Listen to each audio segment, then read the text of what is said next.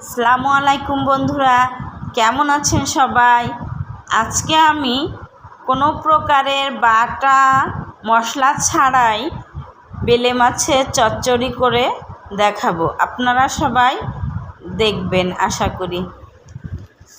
প্রথমে আমি প্যানে বেশ কিছু পরিমাণে পেঁয়াজ, আদা কুচি এবং রসুন নিয়ে নেব। 1 চামচ জিরা, স্বাদ অনুযায়ী লবণ, 1 চামচ হলুদ। এবার বেশ কিছুটা সরিষার তেল দিয়ে দেব। সব কিছু ভালোভাবে মেখে নেব।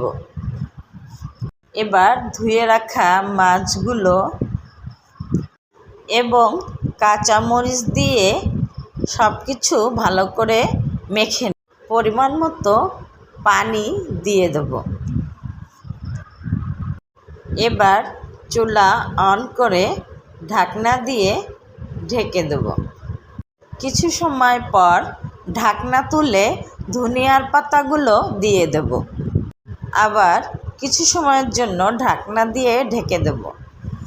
ঢাকনা তুলে এমন পর্যায়ে এলে আমি তরকারিটা নামিয়ে, হাতে সময় না থাকলে এ ধরনের মাছ থাকলে এভাবে চচ্চড়ি করে আপনারা খেতে পারেন। ধন্যবাদ।